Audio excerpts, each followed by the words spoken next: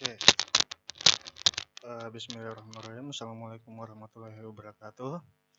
Eh, untuk pertemuan hari ini, saya akan membahas tentang bukan masih tetap ada kaitannya dengan cyber security, tapi ini lebih dasar lagi.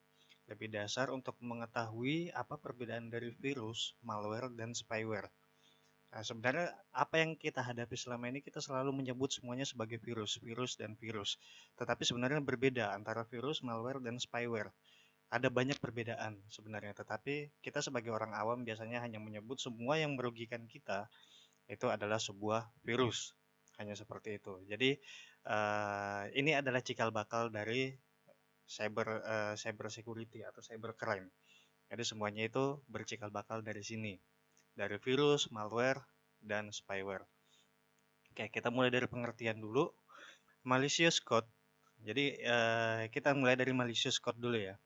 Atau biasa disingkat dengan malcodes adalah suatu program, baik itu makro itu yang kecil, program yang sangat kecil, ataupun script. Kalau sebuah script yang dapat dieksekusi dan dibuat dengan tujuan untuk merusak sistem komputer. Jadi memang tujuannya jahat, tujuannya itu untuk merusak sistem komputer. Nah, itu disebut adalah malicious code. Berarti kalau misalnya untuk tujuannya jahat, berarti ada yang tujuannya baik dong. Iya, benar. Ada malcodes yang dibuat dengan tujuan yang baik. Itu berbeda lagi. Nah, oleh karena itu sejarahnya sebenarnya pada tahun 1949 seorang pakar pembuat program komputer membuat sebuah makalah yang isinya itu program yang dapat memperbanyak dirinya sendiri. Jadi dia cuma membuat makalah untuk program yang dimana program itu dapat menduplikasi dirinya sendiri. Kemudian pada 1960 perusahaan AT&T membuat program yang dapat menghapus program lain. Sebenarnya ini semuanya berawal dari sebuah penelitian. Kemudian 1970 Xerox, tahu Xerox ya, perusahaan Xerox menciptakan sebuah program yang bekerja secara bersamaan. Jadi itu digunakan untuk time sharing. Jadi beberapa program biar bisa berjalan secara bersamaan. Karena kalau zaman dulu itu belum ada namanya multitasking. Jadi ini cikal bakal multitasking. Jadi Xerox menciptakan bagaimana program itu agar bisa bekerja secara bersamaan dalam satu waktu. Kemudian pada 1980 virus mulai terbuka. Sebuah universitas di Ohio, Amerika Serikat membuat program yang dapat menjangkiti beberapa komputer. Jadi ini tujuannya sudah mulai jahat. Kemudian pada 1988 di Indonesia mulai tenar namanya virus Brain. Virus Brain itu di Ohio dari awalnya itu yang menciptakan adalah kakak beradik bersaudara kakak beradik itu dari Pakistan yang menciptakan virus ini dan kemudian ada modifikasinya sebenarnya dibuat oleh orang Indonesia, dimodifikasi menjadi virus Densuko. Apa itu? Nanti kita bahas di belakang. Oke, sekarang lebih berkembang lagi, lebih banyak lagi virus-virus dan malcodes yang beredar di komputer kita. Sayangnya kita bahkan yang mulai terbiasa dengan itu. Seperti kalau contohnya kalian menginstal sebuah program game IDM misalnya Internet Download Manager, WinRAR, itu kan harus di-crack, harus ada cracknya. Nah, tahu nggak sih kalau crack itu sebenarnya ilegal? Isinya itu virus untuk mengakali program tersebut agar bisa digunakan tanpa harus membeli. Jadi sebenarnya itu isinya malcodes atau virus. Nah, kemudian jenis-jenis program yang merusak. Ada namanya Trojan Horse. Tapi biasanya kita sebut itu adalah sebuah virus. Tapi ini jenisnya adalah Trojan Horse. Trojan Horse di mana program yang dapat merusak program lain secara liar. Kemudian Chameleons, program ini mirip dengan Trojan Horse, merusak secara liar, tetapi dia tidak merusak program. Dia biasanya merusak file-file tertentu. Misalnya kalau makro dia merusak file-file Word Microsoft, file-file dari Microsoft. Tidak merusak program Microsoft Word-nya sendiri, tetapi file dokumennya yang dirusak. Nah, sama dengan Chameleons, program ini tidak merusak sistem komputer, tetapi dia merusak beberapa file tertentu. Logic Bombs, kemudian Logic Bombs adalah program yang melakukan aksi pada saat kondisi tertentu. Dia tidak langsung dieksekusi, tetapi ada waktunya. Misalnya dulu ada virus Valentine. Dia hanya menjangkiti komputer tersebut yang terkena hanya ketika tanggal 14 Februari. Ada yang seperti itu. Kemudian Worm ini, program ini mampu untuk memperbanyak file sehingga media disk menjadi penuh. Dan akhirnya menjadi banyak, kita tidak bisa mengakses apa-apa karena hard disk kita penuh oleh worm ini. Jadi dia cuma menggandakan diri sendiri, memperbanyak file sehingga media penyimpanan kita menjadi penuh dan kita tidak bisa mengakses apa-apa. Kemudian virus, ini berbeda lagi ya. Virus program yang dapat memperbanyak dirinya sendiri biasanya tidak mengganggu, namun jika digabungkan dengan program lain akan menimbulkan kerusakan sistem. Jadi sebenarnya dia tidak berbahaya, tetapi ketika dia digabungkan, dia menginfeksi sebuah program, maka ini menjadi sebuah yang berbahaya. Itulah yang biasa kita jangkit sebenarnya. Kalau misalnya zaman sekarang itu sudah agak kurang, tetapi kalau zaman dulu itu sering. Ketika dia menginfeksi file exe, maka dia menjadi sebuah virus. Tapi kalau misalnya dia tidak menginfeksi file exe atau file tersebut, virus tersebut dieksekusi di Linux bukan di Windows, itu tidak akan jalan. Jadi dia hanya beraksi ketika digabungkan dengan program-program Windows. Jadi seperti itulah virus. Kemudian jenis-jenis virus komputer, ada namanya boot sector, menempatkan diri pada boot sector aktif di memori. Nah, apa sih boot sector? Jadi gini. Jadi sebenarnya hard disk kalian itu berbentuk piringan. Berbentuk piringan seperti ini. Bulat. Di dalam hard disk kalau kalian bongkar itu berbentuk piringan. Nah, piringan ini yang diakses oleh komputer. Di dalamnya itu ada file-file. Jadi ada sektor 1, sektor 2, sektor 3, sektor 4, sektor 5, sektor 6, dan seterusnya. Ada banyak triliunan sektor di dalam. Nah, kita ambil ini sektor 1.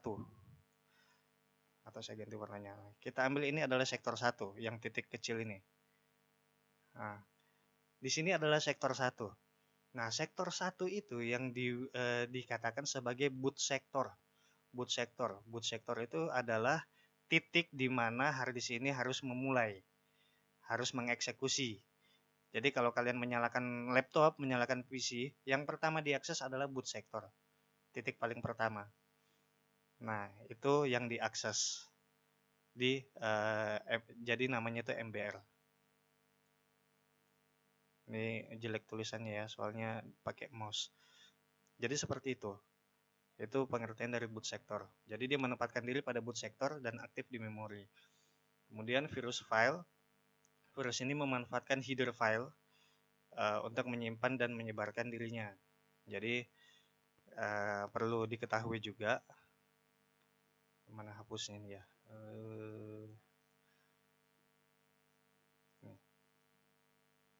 Kita buat baru saja. Nah, perlu diketahui juga kalau misalnya ini bisa ya. Kalau yang tadi apa tadi? Header file. Kalau misalnya kalian punya file, sebuah file, ilustrasinya itu seperti ini, file dokumen, misalnya skripsi,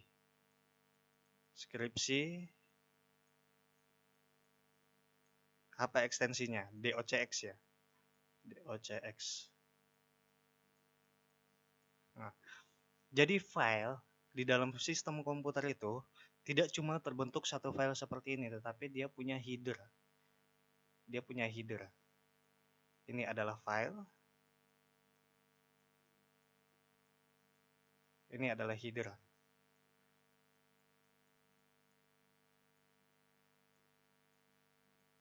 Nah, jadi apa fungsi header ini? Header ini adalah berisi informasi-informasi file, seperti besarnya file itu berapa, kata pertama apa, kata terakhir apa,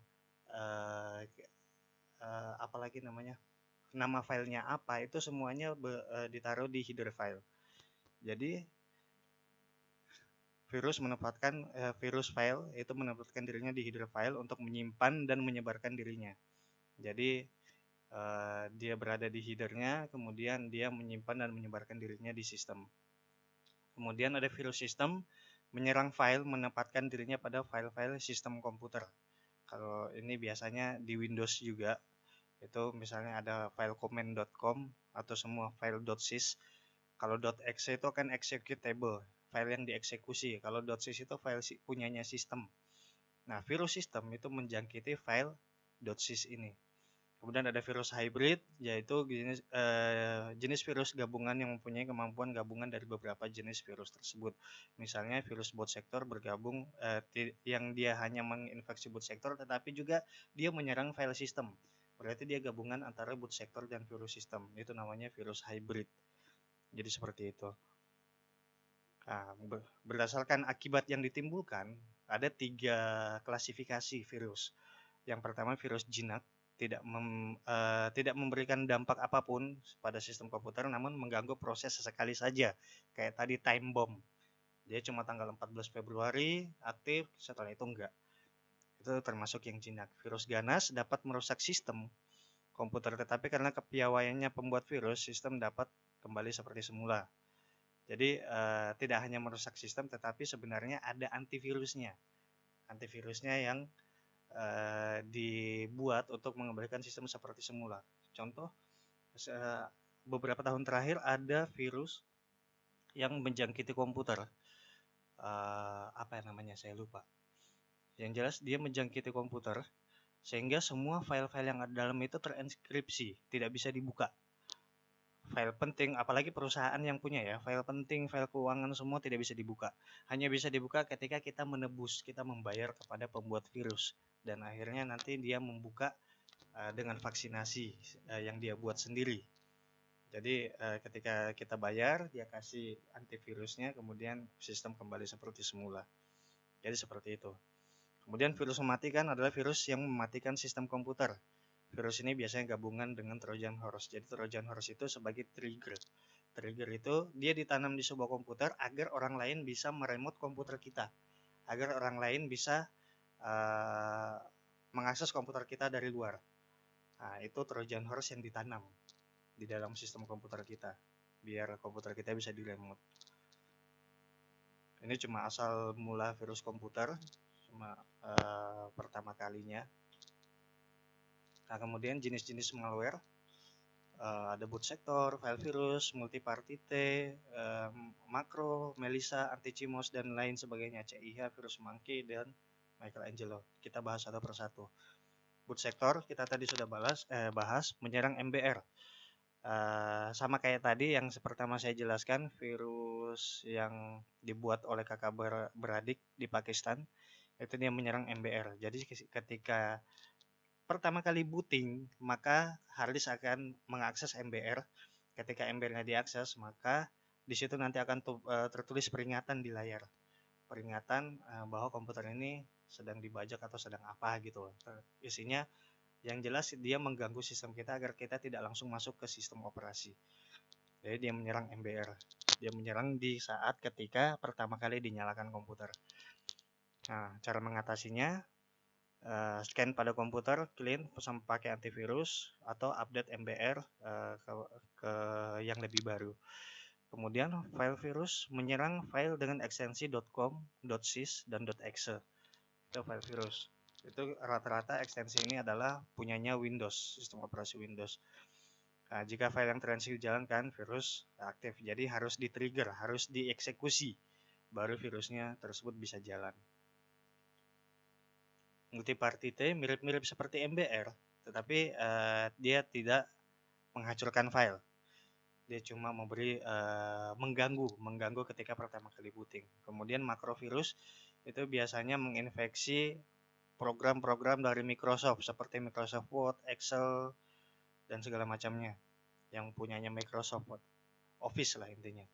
Dia menyerang makro karena program-program Microsoft itu dia menggunakan makro untuk codingnya, Visual Basic. Dulu pakai Visual Basic untuk membuat Microsoft Word, sehingga membutuhkan makro.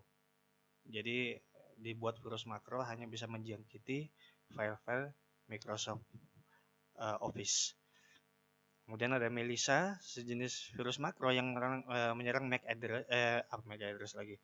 Sistem operasi Mac OS, dia penyebarannya lewat email. Kemudian ada Antichimos, dikenal pada tahun 1994 di Hong Kong, sama dia juga menyerang boot sektor. CIH dikenal 1998, salah satu virus terganas karena dia memanipulasi informasi seolah-olah hard disk rusak, padahal tidak. Kenapa terganas? Karena dia merusak BIOS. Jadi BIOS itu adalah sebuah sistem operasi paten sebenarnya yang ditanam di mainboard komputer. Jadi sebelum CMOS itu BIOS itu berisi bukan informasi sih, driver-driver dari perangkat kita seperti RAM, hard disk, VGA, seperti itu. Kita dapat mengaksesnya lewat BIOS. Kemudian ada virus monkey, dia juga termasuk MBR. Kemudian yang selanjutnya ada worm. Worm itu ditujukan kepada program yang hanya mengcopy dirinya sendiri. Jadi hanya ke memori komputer seperti hard disk. Hard disk itu adalah memori komputer ya. Jadi dia hanya mengcopy dirinya sendiri. Kemudian perbedaannya worm dengan virus itu menginfeksi target kodenya. Sementara worm itu tidak. Jadi virus itu menginfeksi kode yang ada dalam, kan kalau sistem operasi itu program itu kan decoding, dibuat dari beberapa baris kode. Nah itu yang bisa diinfeksi oleh virus. Sementara worm itu tidak, dia hanya menggandakan file. Worm itu hanya tinggal di memori, dan worm dapat dengan cepat memperbanyak diri dan biasanya dilakukan pada media internet. Ini cuma lanjutan sama dengan yang tadi. Jadi kalau worm itu resource jaringan yang terinfeksi akan habis bandwidth-nya dibanjiri oleh worm, mengakibatkan melambatnya aliran data. Jadi logikanya seperti ini. Kalau misalnya kalian ini internet, ini PC kalian atau HP lah. Kemudian ini Google atau YouTube.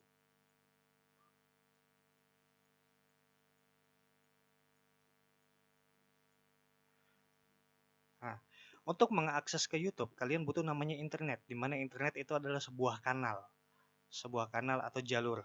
Jalurnya misalnya segede ini. Untuk akses 1 Mbps. 1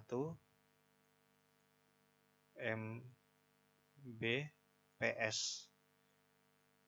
Nah, kalau misalnya 2 Mbps berarti 2 kali lipat dari jalur ini. Jadi kayak gitu. Nah, untuk mengakses ke YouTube kita punya akses 1 Mbps. Untuk mengakses 1 Mbps untuk full satu video misalnya, dia hanya memakan resource segede ini. Misalnya sebesar ini. Kita masih punya beberapa space kosong di bawah. Nah, worm itu dia menggandakan dirinya di jalur ini. Saya pakai warna kuning ya. Dia menggandakan, dia memenuhi jalur ini. Dia memenuhi semua jalur ini yang kita punya. Dia penuhi. Sehingga jalur merah yang harusnya kita pakai untuk mengakses YouTube itu nggak bisa lewat karena penuh sama worm ini. Maka efeknya adalah akses internet kita sangat lemot. Jadi kalau misalnya kalian jangan heran kalau misalnya kok akses internet saya sangat lemot ya, padahal yang lain enggak gitu. Padahal kalian dalam satu jaringan, berarti komputer kalian terkena worm kayak gitu kurang lebih. Kemudian ada Trojan Horse, suatu program yang dibuat dengan tujuan jahat. Jadi kalau misalnya asal mulanya itu dari kalau misalnya zaman Romawi kuno itu kan kalau ada perang gitu. Kalau misalnya kalian bisa cari sejarahnya di internet. Jadi ada ibaratnya kerajaan musuh itu mau masuk ke kerajaan kita, tetapi tidak secara terang-terangan. Mereka mengirimkan sebuah patung kuda ya, untuk masuk ke istana mungkin sebagai hadiah atau gimana. Sementara di dalam patung kuda ini sudah bersembunyi pasukan-pasukan yang siap menghancurkan kerajaan. Jadi patungnya sudah masuk ke dalam kerajaan, walaupun kerajaannya dijaga. Setelah tengah malam sepi, dia aktif. Dia bisa menjadi sebuah trigger.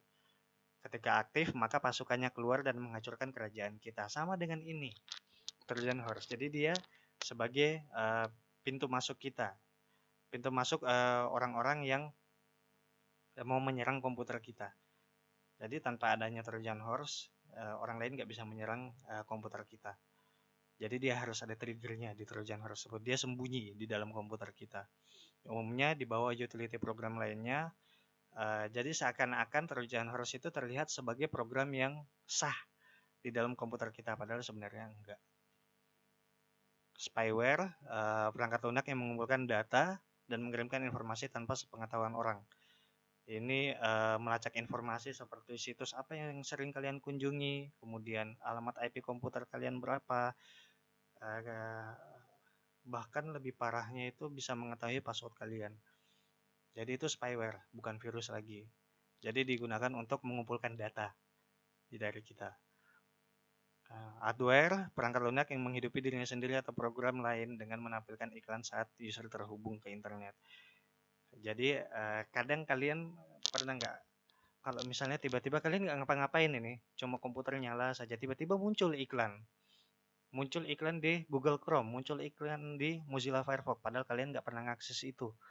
Kalian nggak pegang mouse, nggak pegang keyboard, muncul tiba-tiba iklan. Nah, itu namanya adware. Jadi tiba-tiba ada iklan-iklan yang muncul tanpa kalian mengakses iklan tersebut. Nah, ciri-ciri komputer yang terinfeksi spyware dan adware, ya paling utama itu koneksinya jadi jelek dibandingkan sama orang lain, padahal pada jaringan yang sama. Sering not responding, lemot banget kalau misalnya pas menyalain komputer itu lemot banget.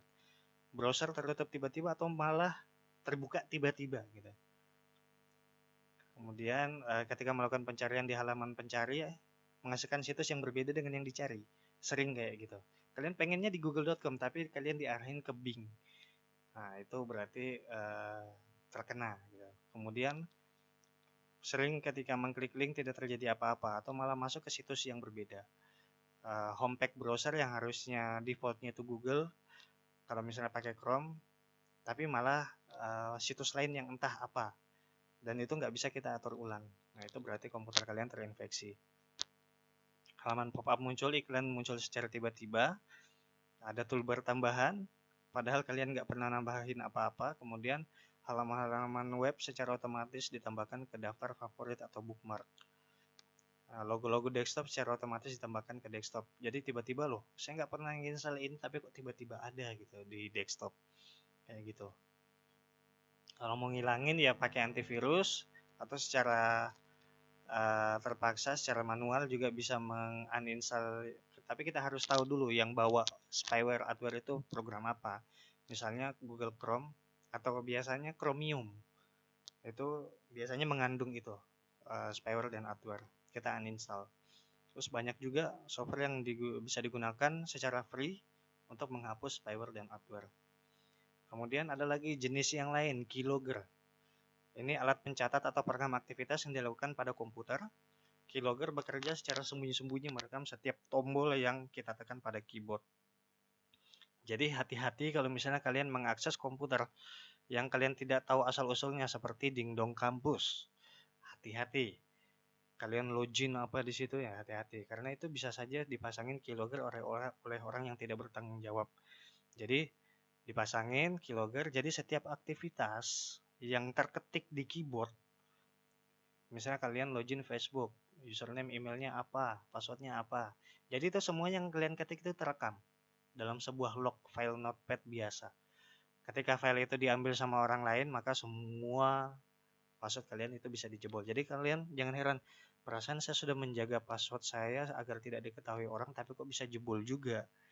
Bisa jadi kalian online di tempat yang tidak semestinya, seperti Dingdong Kampus, dan ada yang memasang keylogger di sana.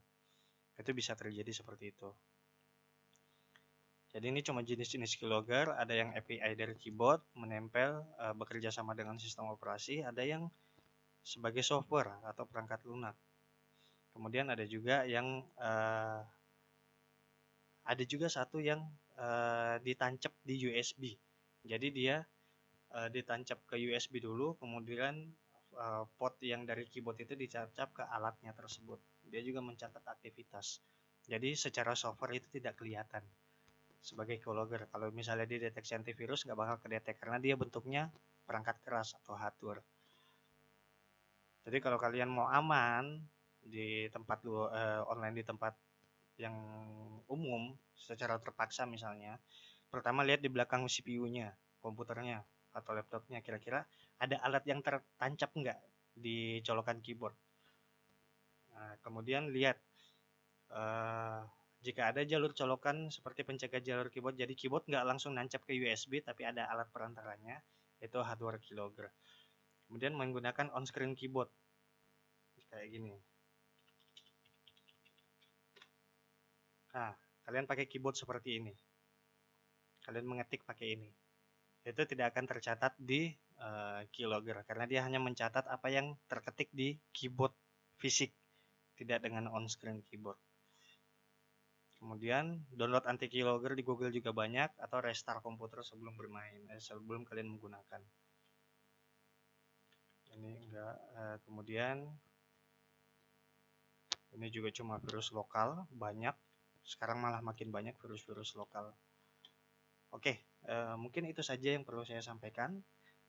Terima kasih partisipasinya. Kalau misalnya ada yang mau ditanyakan, monggo kita diskusikan di Classroom. Ini biar lebih menghemat saja. Jadi misalnya kalian pengen mengulang materinya, bisa kalian ulang-ulang. Oke, terima kasih atas partisipasinya. Semoga ibadahnya lancar. Assalamualaikum warahmatullahi wabarakatuh.